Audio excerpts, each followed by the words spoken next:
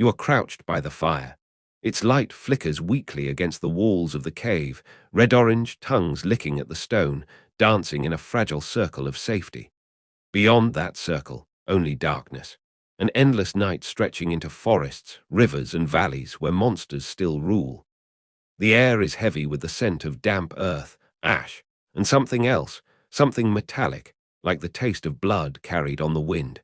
The others are asleep, your kin, your tribe. You can hear their breathing, uneven, tired.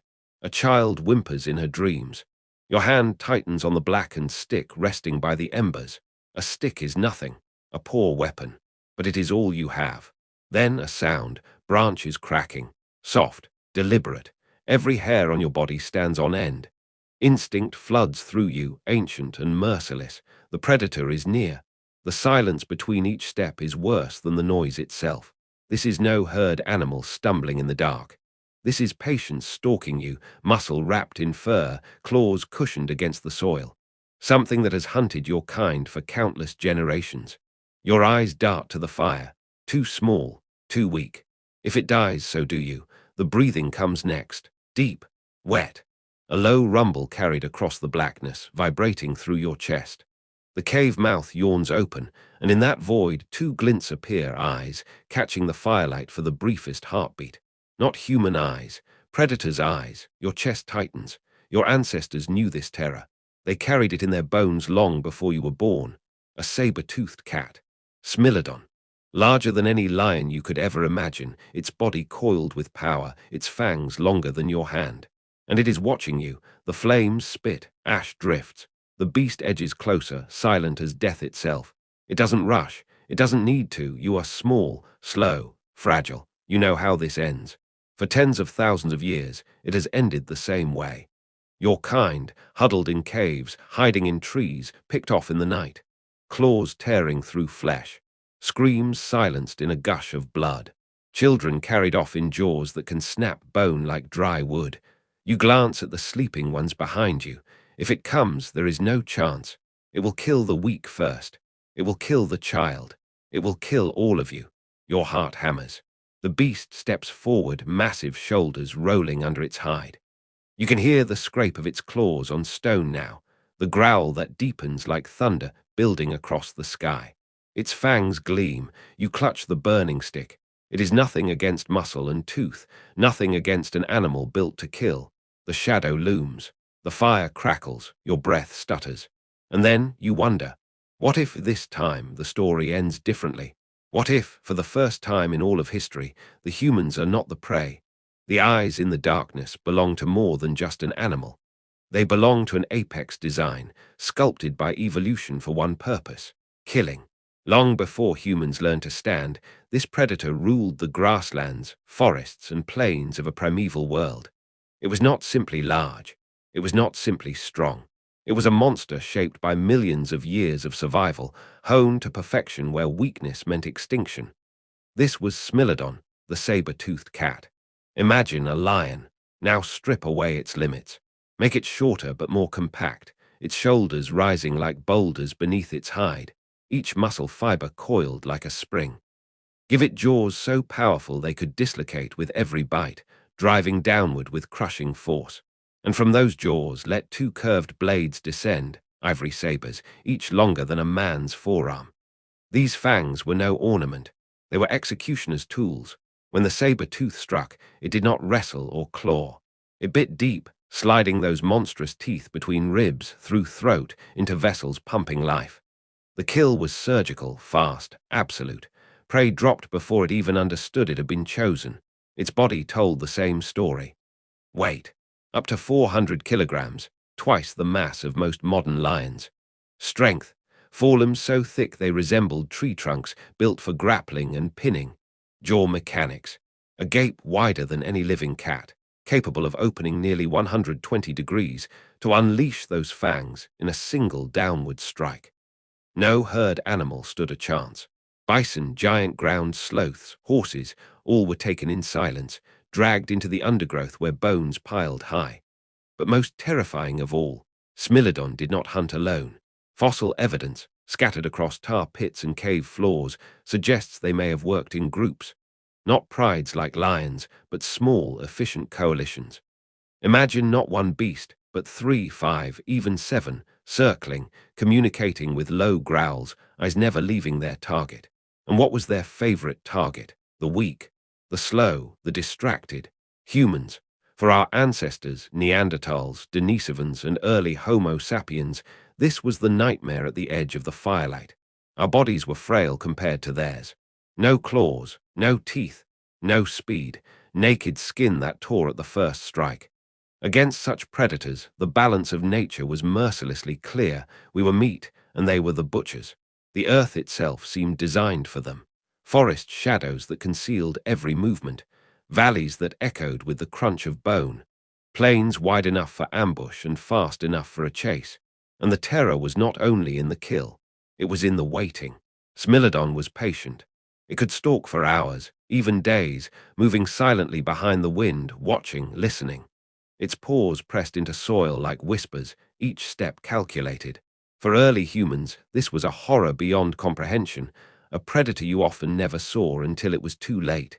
It was a ghost with muscle, a shadow with fangs, a nightmare made flesh. And yet, to understand why this mattered, you must look closer. Because in this mismatch between predator and prey, between the saber-toothed cat and the fragile human, a seed was planted. A question began to stir in the minds of our ancestors. Was there truly no way to fight back? Every scar left by those fangs told a story. Every skeleton torn apart in the caves whispered the same truth. Brute force could not save us. Speed could not save us. Rage could not save us. Only something else. Something no predator could ever master. But before that spark ignited, before humans turned the tide, the world belonged to Smilodon. It was the executioner of the Ice Age, the master of the hunt, the monster that taught us fear. And it stood now outside the cave, breathing, waiting, testing the edge of the fire, because in this ancient world the rule was simple. If you were not the strongest, you were the feast. You are not built for this world. Strip away the fire, the sharpened stone, the crude weapons. What remains is a body pitifully unprepared for survival. A naked ape, shivering in the cold, exposed beneath stars that have already watched countless creatures die. Against Smilodon, you are less than prey. You are a slow, soft interruption in the food chain. Think of what you lack. No claws to slash, no fangs to pierce, no fur thick enough to guard against the night, no muscle to wrestle with predators weighing twice your mass, no sprint to escape when the hunt begins. Your feet blister on stone, your skin tears on thorn. Even your senses betray you. Dull ears, weak nose, eyes that strain in darkness. A world of killers lurks around you, and you are nearly blind to it. In the Ice Age, humans were not warriors. They were survivors by chance. The cold wind itself could kill them faster than any beast. A wrong step in the mud, a fall into freezing water, an infection in a broken nail, these were death sentences as sure as claws. When the saber-toothed cat stalked, the comparison was laughable. The predator had weapons carved into its flesh by evolution. You had bones that cracked too easily, tendons that tore, a skull soft enough to be crushed in a single bite. It wasn't a battle. It was a physics problem. Muscle against weakness, speed against slowness, instinct against hesitation. And yet somehow, you did not vanish. Other creatures stronger than you had come and gone. Giants fell. The mammoths, the ground sloths, even titanic predators greater than Smilodon itself. But you, fragile, ridiculous, hairless, you remained. Why? It was not because you were strong. It was not because you were fast.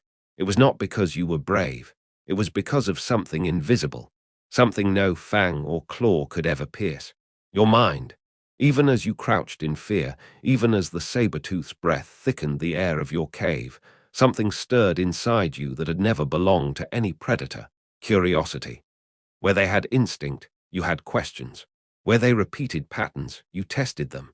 Where they relied on brute force, you searched for alternatives. You looked at the stick in your hand and imagined it sharper. You looked at the flame and imagined it larger. You looked at the beast and imagined it afraid. This was the beginning of the mismatch, not in the body, but in the battlefield of thought. For every weakness carved into your flesh, you held an answer waiting to be born. No claws. then craft stone into edges. No fur, then strip hides and wrap them tight. No speed, then wait, watch, and strike when the predator least expects it. Humans began not as hunters, but as dreamers of survival. Every encounter with death became a lesson. Every scar was a memory carved into the tribe's story. Unlike the beast, you carried those lessons forward. You taught them. A child learned not by dying, but by listening to elders speak of the monster in the dark. A tribe remembered where the predator lurked, and told the tale so no one else would walk blindly into its path. Smilodon had strength. Humans had memory. That difference, fragile, small, almost invisible at first, was the crack in the armor of the predator's supremacy. And one night, crouched by the embers, as claws scraped the edge of the stone and fear coiled in every bone of your body, a question flared hotter than the fire itself.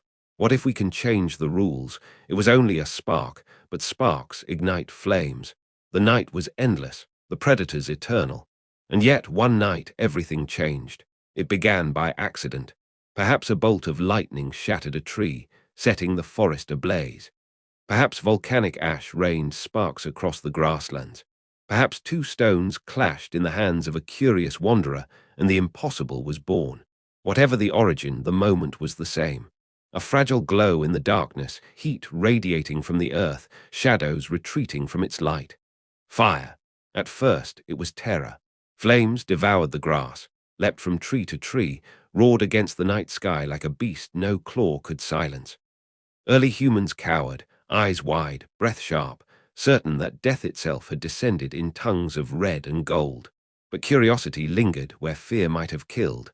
Someone stepped closer, felt the warmth, saw the embers glow long after the blaze had passed, touched the blackened wood and saw sparks leap again. And slowly, trembling, they carried it. A branch burning at its tip, a gift stolen from the gods of chaos. In that moment, everything shifted.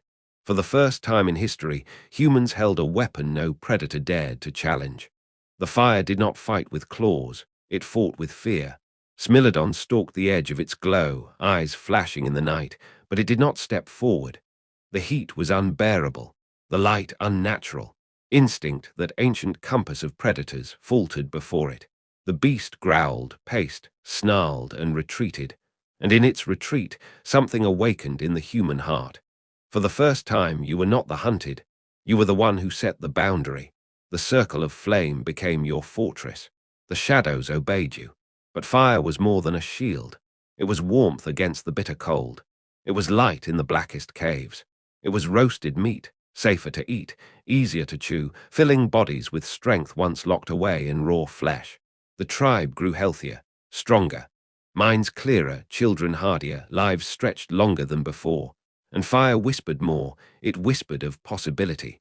Flames turned stone red-hot, cracking them, teaching humans that nature itself could be reshaped. Charred wood grew harder, sharper, more deadly when bound to the end of a spear. Smoke carried signals through the sky, messages across distance. Ash painted bodies in ritual, binding tribes together beneath the language of symbols. Fire was no longer accident. It was tool. It was ally.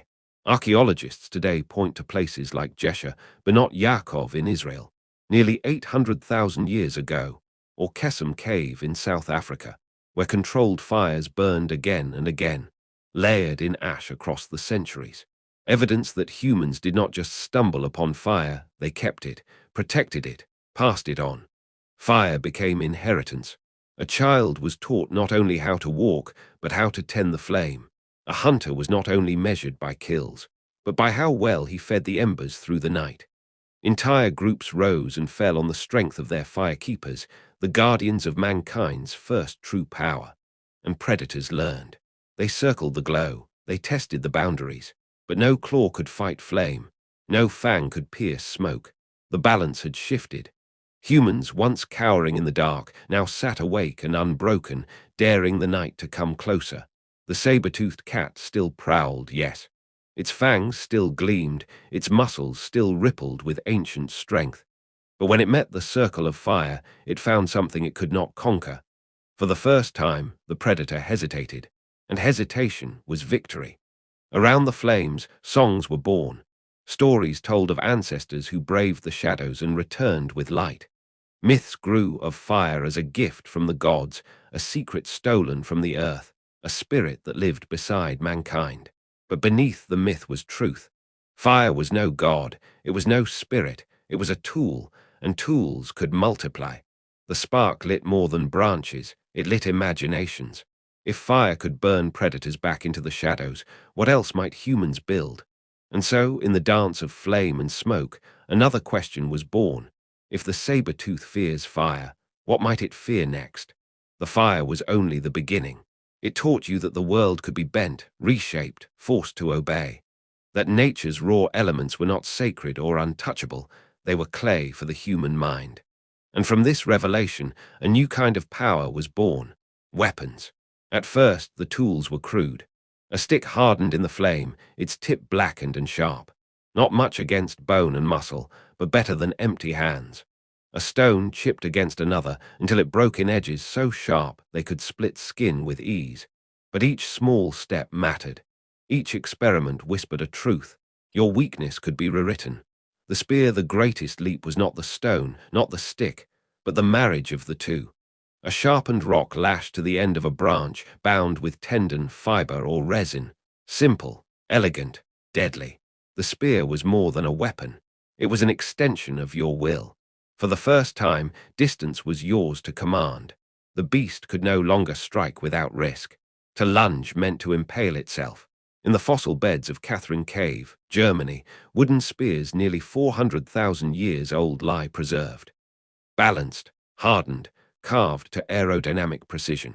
Proof that even before history, even before memory, humans were already engineers of survival. The throw, but the true revolution came when one of your ancestors did something unnatural. Instead of holding the spear close, they hurled it. Stone and wood cut the air, faster than muscle, faster than instinct. A predator's thick hide could stop a claw, could stop a bite. But it could not stop the impossible, death arriving from afar. That was the moment the battlefield shifted forever. Smilodon had power, yes, but it had to come close to use it. Its fangs were magnificent, but useless across distance. Its claws were executioner's tools, but only when touching flesh. The spear broke the rules. Now the hunted struck first. Generations of engineering the weapon did not remain the same. Each generation improved it. Each tribe carved, tested, and taught. Stone tips grew sharper, flaked into edges finer than surgical steel. Wooden shafts were straightened in fire, balanced for flight. Resin and sinew bound tips so tightly they struck with bone-breaking force. And then came invention upon invention. The atlatl, a carved lever of wood or bone, transformed the human arm into a catapult. With it, spears flew farther, faster, deadlier than ever before. A throw from the atlatl could pierce the hide of a giant bison, or shatter ribs with force no bare hand could muster. Later, the weighted javelin appeared, its body balanced with stones to sail straighter through the air. Then barbed tips, designed not just to pierce, but to tear, ripping wounds that bled predators dry. Each step was a revelation. Each invention another line crossed in the war between man and beast. The first time, imagine it. Your tribe huddled close, spears clutched in trembling hands. The Smilodon approaches, eyes gleaming, fangs dripping. It expects you to scatter, to run, to scream into the night as prey always has. But this time you do not run. The fire burns at your side, the spears rise, the hunters wait. The beast lunges, and the air itself answers with death. Spear after spear cuts through the night, striking hide, cutting flesh, burying stone into muscle. The monster staggers, not from one blow, but from many.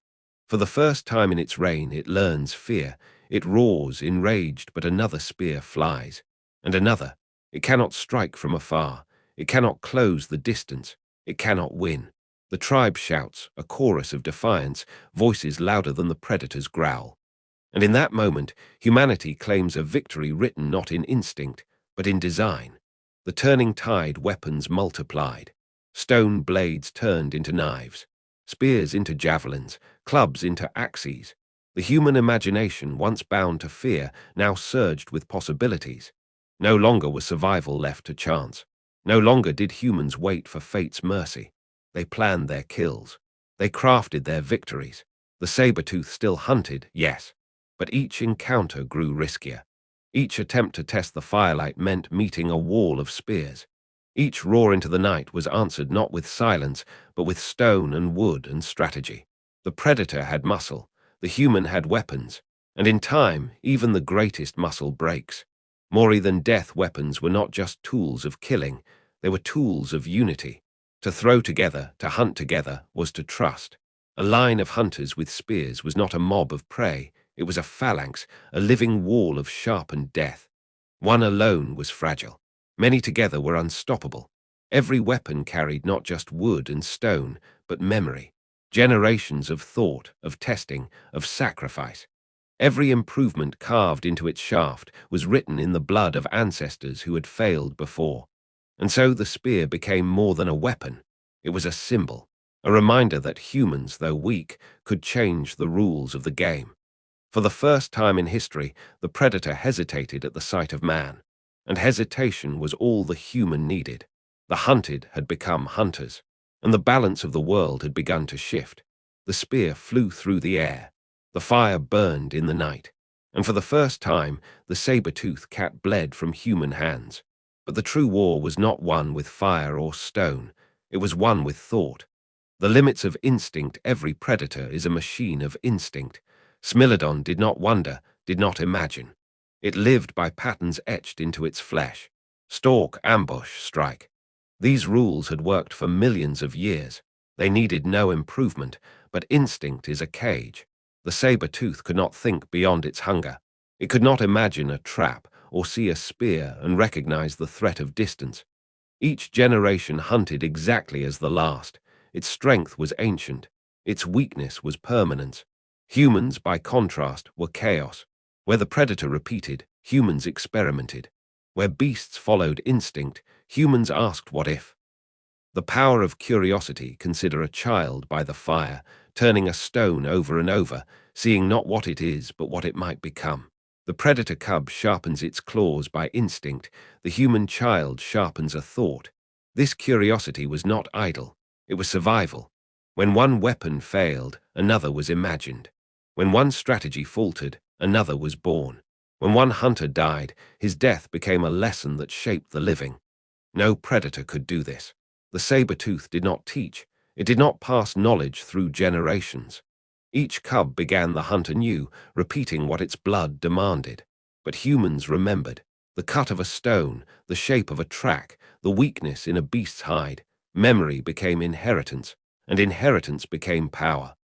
The birth of strategy. Smilodon was fast, but only in the sprint. Humans were slow, but endurance was their hidden strength. Where the predator tired in the chase, humans persisted. For hours, for miles, until the beast collapsed from exhaustion. This was persistence hunting, a tactic no predator imagined. To chase not with speed, but with patience. To follow footprints, broken twigs, trails of blood across plains, until the animal's body gave in to the sun and the weight of its own muscles. No fang could outlast time. No claw could escape endurance. The predator had instinct. Humans had patience. Teaching and learning, but more than patience, humans had communication. Around the fire, stories were spoken. Around the hunt, gestures guided. One hunter raised a hand, stop. Another pointed, there. Another mimicked the crouch of a beast, warning of ambush. And then came something even greater, language in its earliest form. Not words as we know them, but sounds, signals, rhythms of voice that carried meaning beyond instinct. The tribe could now plan. Imagine the terror from the predator's view. It expects chaos, scattered prey running in all directions. Instead, it meets order, lookouts, decoys, a wall of spears advancing as one. Smilodon faced more than flesh and bone. It faced a collective mind. The predator's blindness. Here lay the greatest mismatch of all. The cat was magnificent. Its fangs unmatched, its strength terrifying, its presence a legend of the Ice Age. But it was blind to what truly killed it. Not the fire, not the stone, not even the spear, but the thought behind them. Each time the predator attacked, the humans learned. Each failure bred improvement. Each scar became a blueprint for the next fight. But the predator did not learn. It could not. The saber-tooth struck the same way for thousands of years. And in those thousands of years, humans transformed from naked prey into strategists, planners, engineers of death. What chance does instinct have against imagination? The triumph of the mind, picture it now. The predator crouches in tall grass, muscles tense, eyes fixed on a wandering man. It waits for the moment to strike, to repeat the dance it has always known. But before it leaps, the man whistles. From the shadows, 10 hunters rise. Firebrands in one hand, spears in the other. They encircle, they shout. They do not scatter, they do not run. The predator hesitates. For the first time it doubts. That moment of doubt is the end. The spears fly, the fire advances. The tribe roars louder than its growl. And the great cat, for all its magnificence, retreats into the night. Because instinct cannot stand against strategy. And the mind is the deadliest weapon of all. The legacy this was the true turning point of human survival. Not fire alone, not the spear alone, but the realization that the battlefield was mental as much as physical. Humans were weak, yes, but weakness forced thought. Fragility bred creativity. Fear sharpened imagination, and with every generation the gap widened. Smilodon remained Smilodon, unchanging, eternal. Humans became something else entirely. We became innovators. We became storytellers. We became strategists of survival. And with each new idea, each new trick, the predators of the night found their power dimming. The saber-tooth still ruled the shadows. Its fangs still gleamed. Its growls still shook the earth. But where it once saw only prey, it now faced something new, a species that could not be predicted. A species that would not remain weak. The predator had instinct, the human had vision, and vision rewrites the future. The spear was sharp, the mind was sharper, but the greatest weapon of all was neither wood nor stone. It was the earth beneath their feet. The unseen ally the predators believed the land belonged to them. The rivers where they drank, the cliffs where they crouched, the forests where they hunted. But humans saw differently. To the predator, the land was a stage. To the human, the land was a tool. Every hill was a trap, every river a barrier, every canyon a weapon waiting to be used. The first traps it began simply. A group of hunters drove a herd of deer toward a ravine. The animals fled in panic, as prey always did, until the ground betrayed them. Screams of hooves thundered into the abyss, bodies breaking on the rocks below. The hunters did not need speed nor strength. They only needed patience and the land itself to finish the kill. This was more than hunting. It was invention. Where the predator fought nature, the human bent it to their will. The fire chase, but the greatest weapon of landscape was fire. A predator feared flame, but only as a momentary danger. Humans saw fire as more. They saw how flame moved with the wind, how grass carried it, how smoke choked the air. So the hunters lit the plains. Flames roared across the grass, a wall of heat driving beasts toward rivers, toward cliffs, toward waiting spears. For the saber-tooth, fire was terror. For humans, fire became geometry, a way to redraw the battlefield itself. And in that moment, the earth itself fought for them. The river's edge, rivers too became weapons. The predator drank at the water's edge, muscles relaxed, instincts dulled by thirst. Humans learned to strike there, driving prey into the current. Some drowned, some were swept against rocks. Others struggled just long enough for a spear to finish the work. The water gave what the hunter lacked, power and patience combined. Even mighty Smilodon avoided rivers at flood, its fangs useless against the rush of water. Humans, by contrast, learned to ride the water's strength. Ambushed by terrain, the land was not just traps, it was theater. Hunters learned to hide in ravines, to vanish in tall grass, to use shadows as weapons. They waited above game trails, stone in hand, gravity itself serving as an invisible ally. A falling rock struck harder than any arm could throw. A log rolled downhill, crushed what no spear could pierce. The predator needed its body. The human needed only a slope. Predator turned prey, imagine the sight. A saber-tooth stalking a lone man near a cliff. It crouches, tail twitching, muscles coiled for the leap. The man runs not away, but toward the edge. The predator gives chase, blinded by instinct. But at the cliff's rim, the man veers aside. The cat cannot stop. Its momentum carries it forward. A flash of fur, a scream of muscle, and the great beast falls into the abyss. The cliff has struck the killing blow.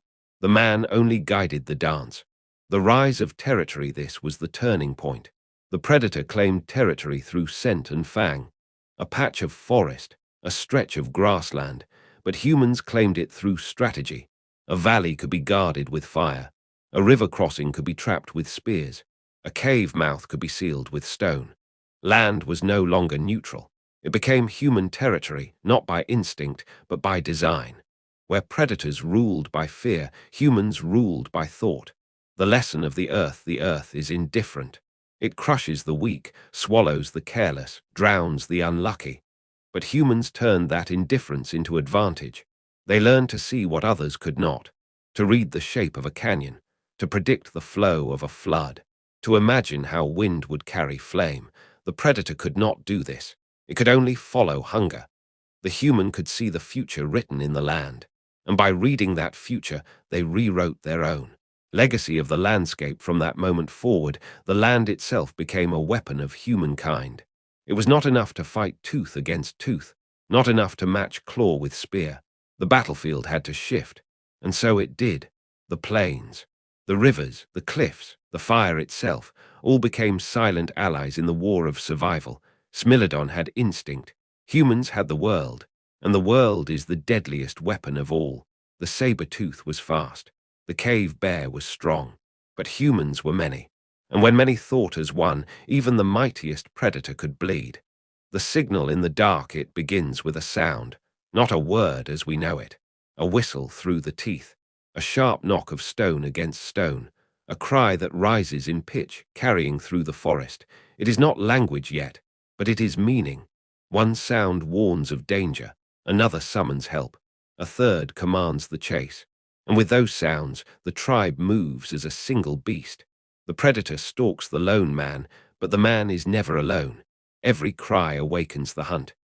Chaos as a weapon, predators' new order. A pack of wolves ran in harmony. A pride of lions struck with timing. Instinct shaped them into perfect hunters, but instinct was predictable. Humans had no such limits. They thrived in chaos. Some charged forward with fire. Others circled wide with spears. Children screamed, throwing stones to distract. Elders banged bones against hollow logs, the forest echoing with thunder. To the predator, this was madness. To the human, it was strategy, because confusion was a weapon sharper than any fang. The first hunter's circle, picture it, a mammoth on the tundra, a beast so vast it dwarfs the tallest man. No single hunter could bring it down, not even a dozen. But the tribe does not fight alone. They surround the giant, spears raised, fire blazing, voices rising in a storm of sound. The mammoth charges one side, spears jab its flank. It wheels to crush them, but the other side closes in. The circle tightens, step by step, breath by breath, until the mountain of flesh cannot move. Then the killing thrust, the fall that shakes the ground. One spear could not do this. One mind could not plan it. But many minds, bound by sound and trust, could shape the impossible into reality. The gift of memory, the predator lived in the moment. It struck when hunger came. It learned little beyond what its instincts allowed. But humans remembered. The old ones told of the last hunt, where the river ran too deep, where the cliff betrayed them, where fire turned against the wind. Every mistake became a lesson. Every victory became a ritual. Knowledge was not carried in blood. It was carried in story, and story made the tribe immortal. Across the firelight night, the tribe sits by the flames, children wide-eyed, warriors scarred from battle. The shaman speaks, voice heavy with smoke. He tells of the hunt long past, how the lions circled the camp, how men and women stood shoulder to shoulder, driving them back with spears of fire. The children listen. They remember. When their time comes, they will already know the pattern of defense. Already know where to stand, when to shout, how to strike. The predator had instinct, the human had rehearsal. The spread of ideas, the saber-tooth never changed. It was the same in every valley, every plain. Fangs, muscles, hunger, nothing more. But humans carried something invisible. An idea born in one valley could cross mountains. A tactic learned at one river could spread across the continent. A better spearhead, a sharper trap, a new call for danger. Every tribe became not just a group of people, but a library of survival. And when they met, they traded more than meat and stone. They traded the future. The fortress tribe, a lone man, was prey. But a tribe was a fortress of noise, fire, and cunning. Predators approached camps cautiously now. They had learned. The small ones were not so weak when gathered. The glow of many fires turned the forest edge into a no-man's land. The rhythm of voices and drums turned silence into menace. The sight of spears glittering in the flames turned hunger into fear. For the first time, predators hesitated, and hesitation was death. The birth of strategy from chaos came order. Lookouts stood on ridges, eyes scanning the dark. Hunters signaled with hand and stone. Decoys lured beasts into traps. Fire-bearers lit the path of retreat. This was no longer survival. This was strategy. The tribe had become a machine, a living organism of minds and muscles working in unison. The saber-tooth could kill a man, but it could not kill a tribe. The new equation, strength plus instinct, equaled dominance. But now, a new equation ruled the earth. Many minds plus many hands equaled supremacy. Predators faced individuals. Humans became legions. And so the balance tipped further. The mighty beasts were no longer certain hunters. They were uncertain prey. Legacy of the shout, the sounds were crude. The meanings fragile. But with every call, every cry, every shared story, the first threads of language wove themselves into the human story. And with language came something greater than muscle, greater than fire, greater than the spear. With language came civilization itself. The predators could not know it, but the war was already lost. Night falls. The fire burns low. The forest watches. You hear it before you see it. A growl in the blackness. Deep, ancient, hungry. The saber-tooth has come. The last stalk, its eyes gleam at the edge of the flames. Its fangs shine with the light of a dying star. It has hunted men before. It knows their scent, their weakness, their terror. The tribe huddles close. The children shiver. The warriors grip their spears, but their hands tremble. This is the moment every human dreads, the moment when the beast steps from the dark, silent and certain, to claim another life. But something is different tonight. Fire in the eyes, the shaman's voice rises. A chant, low and steady, echoing with memory. The hunters step forward, not backward. They raise their spears, not in fear, but in defiance. The firelight glints not only in their eyes, but in their courage.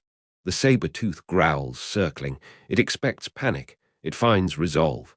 For the first time, the humans do not run. They hold the line. The first strike, the cat lunges. A blur of muscle, a thunder of paws, jaws wide to crush bone. But the hunters are ready. A wall of spears thrust forward. One pierces its shoulder. Another slashes its flank. The cat roars in fury, not triumph. It retreats, limping, blood dripping into the dust. The tribe does not scatter. They advance. The turning of the night, the fire is fed. The circle tightens. The air is filled with sound, shouts, chants, the pounding of wood against earth. The cat circles, searching for weakness, but every side is guarded. Every path is blocked. The predator that once ruled the night now finds itself trapped in a cage of light, noise, and willpower. The hunter has become the hunted. The final stand, the saber-tooth makes one last charge, desperate, furious. It leaps through the flames, its fur ignites. Its scream is half roar, half death cry, and the spears strike. Again and again, until the great beast crashes to the earth, fangs shattered, eyes dimming, breath fading into silence. The ground trembles. The night stills. The saber-tooth is no more. The silence after, for a long moment, no one moves. The flames crackle. The smoke rises. The children stare in awe. Then a voice breaks the silence. A cry, half laughter, half triumph. Others join in. The chant becomes thunder. The forest echoes not with fear, but with victory. The night belongs to them now. The transformation, this was more than a kill. It was a turning point in the history of the world. For hundreds of thousands of years, humankind had been prey, frail, clawless, hunted. But tonight, they proved something greater than strength, greater than speed, greater than instinct. They proved the power of unity, of fire, of memory, of the mind. From this night forward, the rules of the earth had changed. The legacy of triumph predators would still stalk. Hunger would still threaten, but never again would humans cower in silence at the forest's edge. They had learned to fight together, to wield chaos, to turn land, fire, and stone into weapons, to remember, to teach, to endure. The saber-tooth's roar faded into history. The human voice grew louder, carried by story, by fire, by the future. The myth eternal: we were not the strongest, we were not the fastest, we were not the fiercest, but we were the ones who could dream, the ones who could plan, the ones who could stand together. And with that we claimed the night, not by muscle, not by fang, but by fire and thought. The earth would never be the same again. The fire has burned through the night. Ash drifts on the wind. The saber-tooth lies still, its shadow forever gone. And yet, this is not the end. It is only the beginning. The first morning the tribe awakens with the sun. For the first time the children do not ask, "Will the beast return tonight?" Instead they ask, "What comes next?" The hunters lift their faces to the dawn. The world feels wider, less cruel. The earth that once belonged to monsters now whispers its promise. The land is no longer just a place to hide. It is a place to build. The seeds of tomorrow around the fire, the tribe gathers. The women weave reeds into baskets. The men shape sharper stones into finer blades. The children scatter bones in the dirt, tracing patterns, imitating their elders, inventing symbols none yet understand. Unseen by them, history shifts. Survival has birthed invention. Invention will one day birth civilization. The first sparks of tomorrow are here, hidden in the ashes of last night's victory. Memory into myth, the hunt of the saber-tooth is retold before the flames. Voices rise, hands gesture.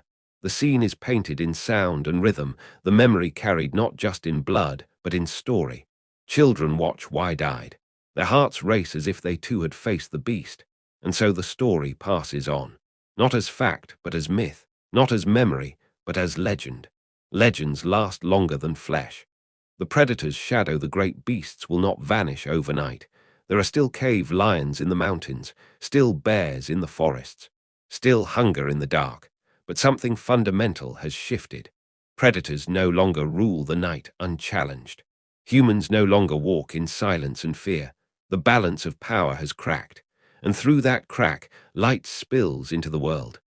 The birth of language, the cries and chants of the hunt begin to change. What was once a signal becomes a word. What was once chaos becomes structure. What was once only sound becomes meaning. Around the fire, language is born. With words, humans can share more than warnings. They can share dreams. Dreams of tomorrow. Dreams of what lies beyond the forest, beyond the horizon. And with dreams comes destiny. The long march forward generations will pass. Spears will become arrows. Stone will become bronze. Tribes will become nations. But all of it begins here, in the moment humans stood their ground, side by side, and claimed the night as their own. From that night onward, the question is no longer, will we survive? The question becomes, what will we become? The eternal lesson: we were not born to rule. We were not given the earth by right. We earned it one fire, one spear, one story at a time. The saber-tooth had strength. The cave bear had fury. But we had something no beast could match. We had each other. Beyond the firelight, look again at the fire. It is more than flame. It is memory. It is hope. It is the heart of humankind. From its glow rises all that will come: art, ritual, language, empire. The fire still burns, not only in the hearth, but in the mind, and it will never go out. Closing myth: we were prey. We were fragile. We were hunted. But we endured. And in our endurance, we became more than survivors. We became the dreamers of the earth, the builders of worlds, the keepers of fire. The beasts ruled for a time. But in the end, the night belonged to us, not by claw, not by fang, but by the light of fire and the power of thought.